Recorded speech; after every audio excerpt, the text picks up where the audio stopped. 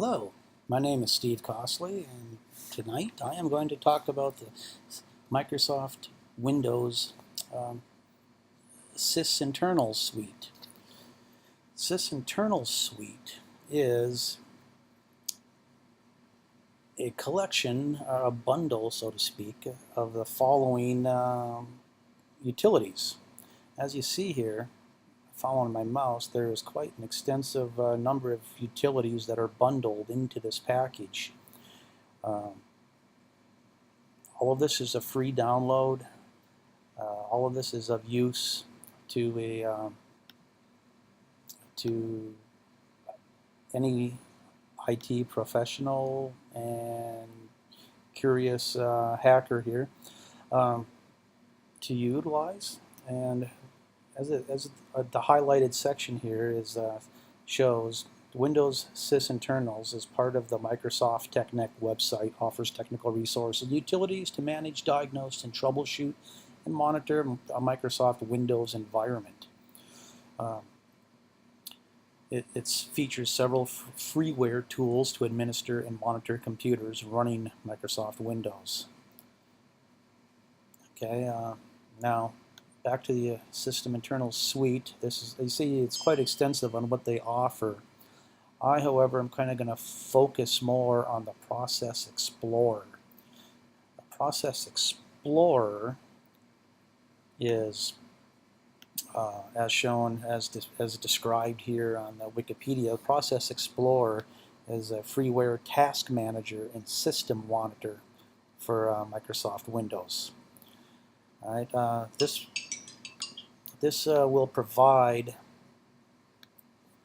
functionality of a Windows Task Manager along with a rich set of features for collecting information about processes running on the user's system. It could be used in the first step in a debugging software or system problems. And that's kind of where my curiosity was piqued on this. So I downloaded this and was taking a look at it. Here, I switched over to my Windows side here, and I'm looking at the Process Explorer here. This is typically what you see here, and some of the things out of the box that this thing gives you here doesn't quite let you see everything it can do, or so I'm going to show you some of the settings that you might want to make sure you have going on here. One is you want to run as an administrator to get the full use of the options available to you. Another one you want to have on here is you want to check off this verify image signatures, and as you follow me over to the right hand column, you'll see the verified signer on here, and down here you can see the extensive list of the signatures. That's kind of nice to know. Your Microsoft Windows stuff, yeah, from what I read, something like 95 to 98% of everything they have will have a verified Windows signature on it. A lot of your malware and viruses and stuff, they're not going to have that. At least none of the ones that I've seen, experienced myself, or what I've been able to locate on some YouTube stuff. But another one of the things that you want to adjust down here before you start is this difference highlight duration. As you see, you got colors, you got colored rows in here, and if you look under configure colors, you can kind of see the code behind all of them and which ones we have checked off. I have not modified this out of the box, so this is what you will see here is what you see out of the box. The fluorescent day glow green there is for the new objects that are just starting, and you have deleted objects, suspended processes, and services that are going. I don't have any reason to change those at this moment. I'm kind of keeping them going, but if I go back in here under options and difference highlight duration, that's something here you want to change. Default is for 1 second. I have here, I moved mine up to 7. I need to see a little bit more time than 1 second. If something happens, uh, I want to, it kind of gives me a little bit of a slow-mo version of what's going down here as I see that. So we're going to have that activated. All right. Another thing you want to check on is the show the lower pane. As you see there, we have 2 panes. We have down here is the lower pane, and then up here is our upper pane. And it's nice to be able to see what's going down in the lower pane also. Now you can organize our columns. There's well, I want to say infinite, but that's a metaphoric comment there. You can set columns up here. There's more columns you can control and add than you can possibly use. If you need to define those and add more to it, we can do all of that. Okay. Another one of the, well, here's a nice help thing that's found on most, if not all, Microsoft Windows softwares here. But a lot of this, what I was able to move around in here and see things, and I learned some things on here that, like some of your SVC host, for instance. SVC host and these DL32 type files.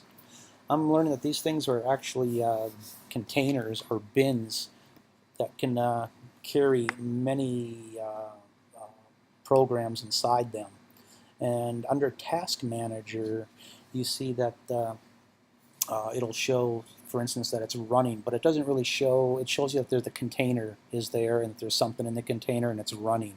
You don't know if it's the 1 or 2 items that come default with Windows, or some of the malware that may be in there. And if we have any experience working with some of these bugs, that DL32 seems to be a pretty popular spot there for these malware to hide in. I don't have an instance where this is running where I can highlight this, but one of the videos that I was able to come across here on YouTube, you can go to the YouTube and type in Process Explorer Malware Elimination, and you'll bring up this this video here. 2 knowledgeable people in utilizing this software are able to demonstrate. Now,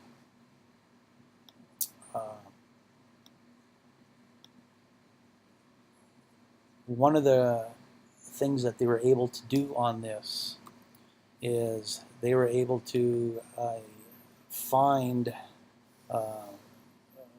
the malware software that was running, the bad actor, so to speak, and they were able to suspend this process. Here you can go to processes and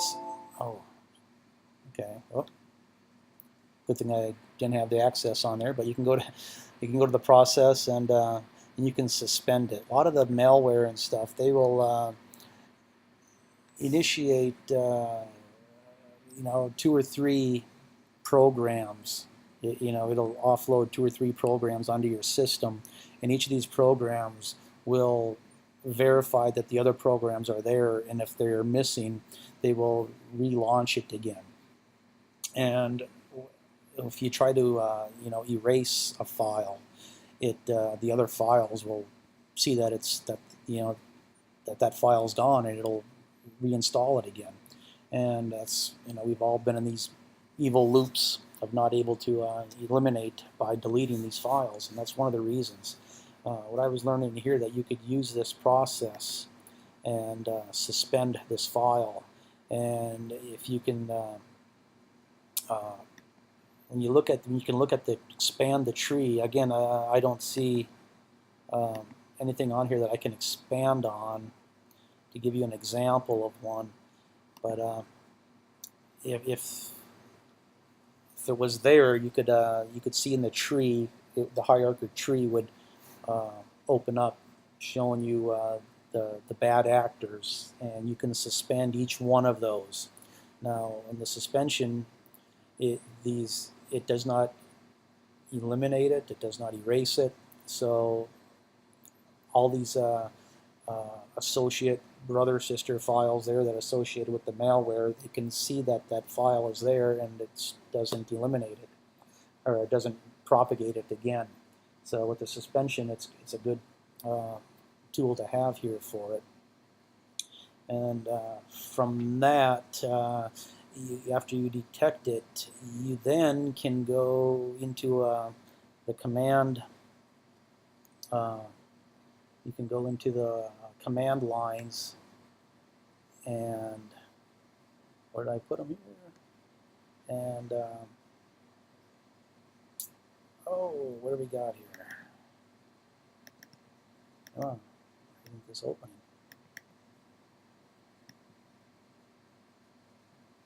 Why isn't this opening? Is it not opening because it's...